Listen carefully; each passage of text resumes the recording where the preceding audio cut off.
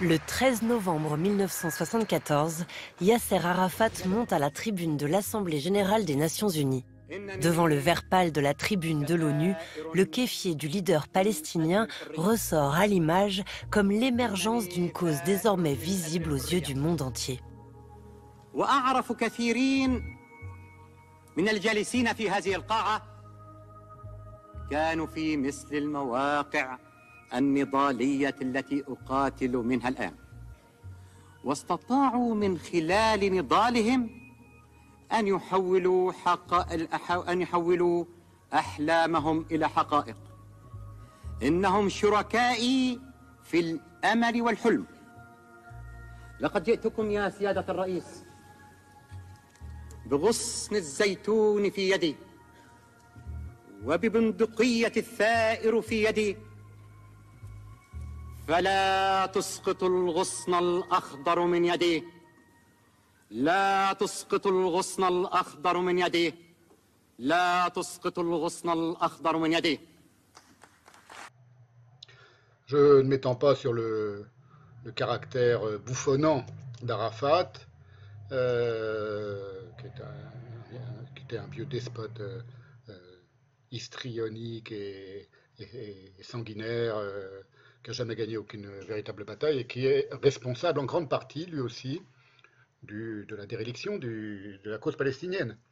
Mais je voudrais m'arrêter quand même un instant sur ce discours célèbre d'Arafat, qui, le discours lui-même, est un modèle d'histrionisme et de rouerie mensongère. On voit la manière dont il joue la comédie quand il parle lors de ce discours de 1974, où il affirme que si les Juifs n'avaient pas envahi, ce sont ces termes, la Palestine dès 1881, c'est la date qu'il donne, toute la région vivrait, au fond, dans une paix, une prospérité sans égale, conformément au brillant passé libre, égalitaire et pluriculturel qui prévalait dans la Palestine arabo-musulmane avant l'invasion juive.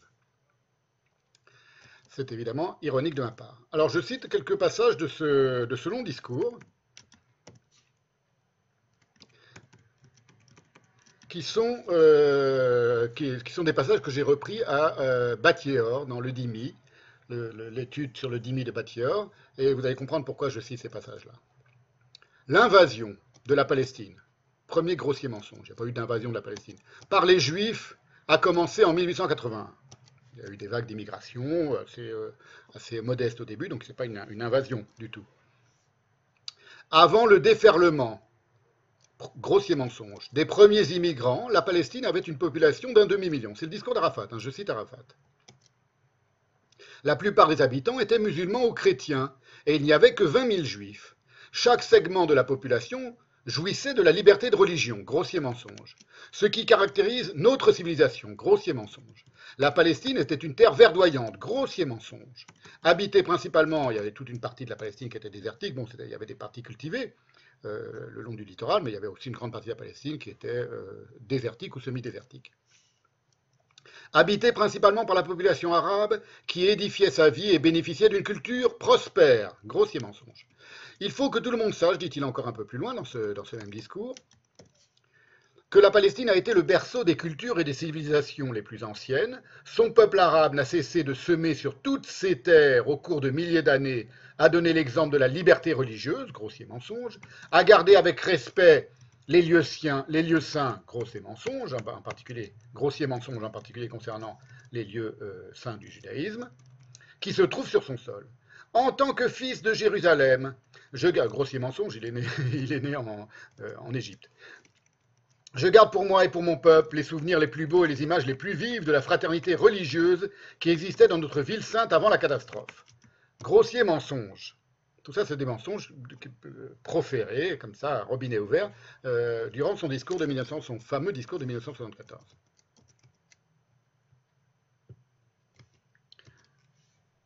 Je continue. Alors que nous condamnions avec force les massacres des Juifs par les nazis, grossier mensonge, on l'a vu la dernière fois, les dirigeants sionistes semblaient plus intéressés à l'époque à les exploiter, grossier mensonge évidemment, afin de réaliser leur objectif d'immigration en Palestine. Alors il se trouve que dans le tome 4 de sa question de Palestine, Henri Laurence, qui est un grand, qui a une sympathie épidermique pour Arafat, qui a passé son temps à le défendre et à en faire l'éloge. C'est pas un antisioniste, Henri Laurent, c'est un cas intéressant, mais c'est quelqu'un qui est profondément aveugle sur certains travers. Enfin, c'est pas qu'il est profondément aveugle, il connaît les travers, en particulier, par exemple, le côté bouffonnant, c'est lui qui le dit, d'Arafat, qui a nui évidemment à la cause palestinienne, au sérieux du traitement et de la tentative de régler le conflit et du coup de régler le problème de la cause palestinienne, la tragédie palestinienne. Il les voit, il les dit dans ses conférences. J'en parlerai peut-être une fois lorsque je traiterai la question d'Arafat un peu plus longuement, si je le fais. Mais il ne peut pas s'empêcher de bien l'aimer, de faire son éloge, et par exemple de dire que lors des négociations de 2000, il était un stratège parfait alors qu'il a tout foutu en l'air, enfin lui et les autres. Il est parmi les grands responsables de l'échec des négociations, des dernières tentatives de négociation de paix, et du coup du durcissement du conflit dans les années qui ont suivi. Eh bien, dans le tome 4 de sa question de Palestine, il consacre un chapitre à ce discours baltringuesque d'Arafat. Lui, c'est pas lui qui le qualifie de baltringuesque, c'est moi évidemment.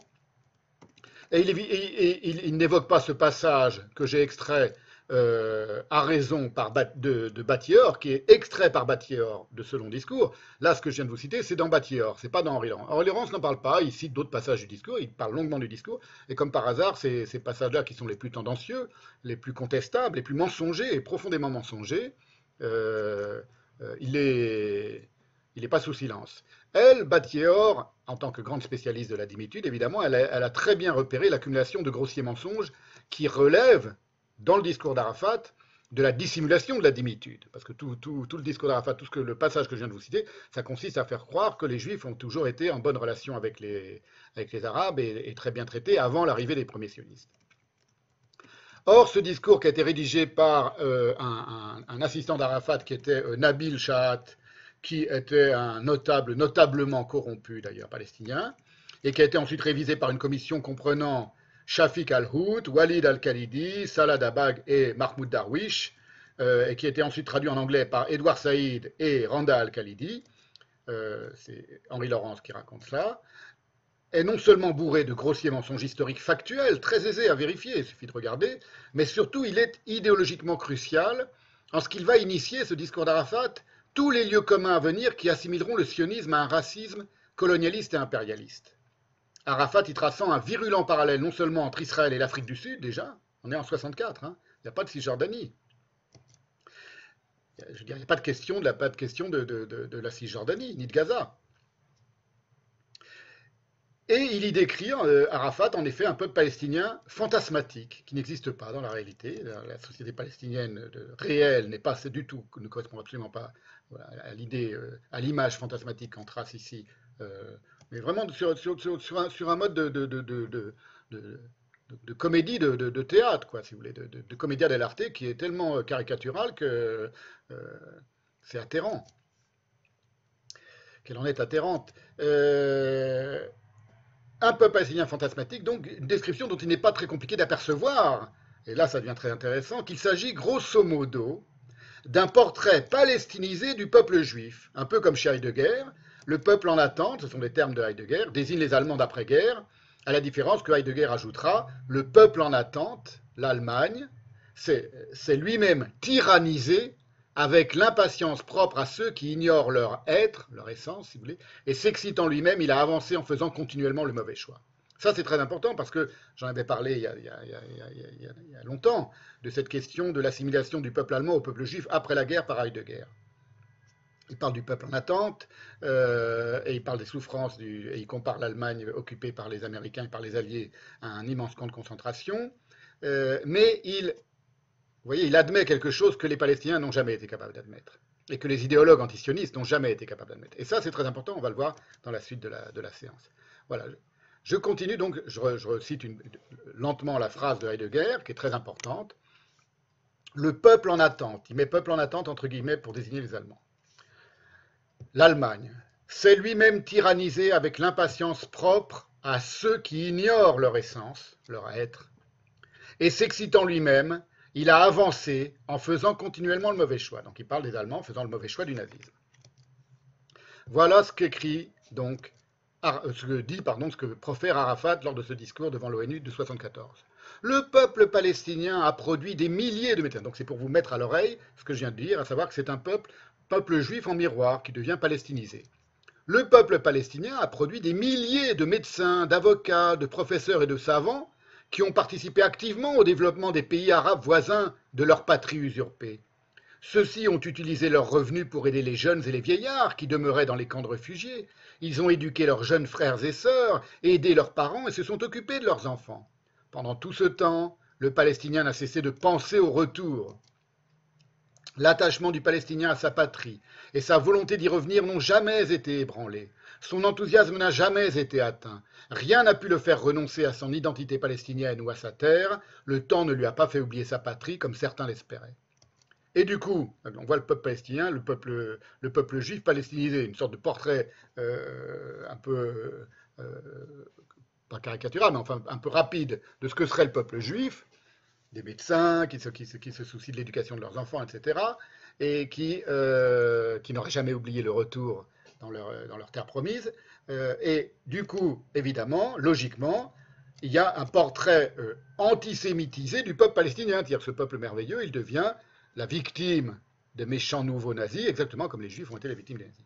Depuis de nombreuses années, c'est toujours Arafat qui parle, notre peuple, et ce sont toujours des passages que ne cite pas Henri Laurence, mais que cite Bad-Yeor.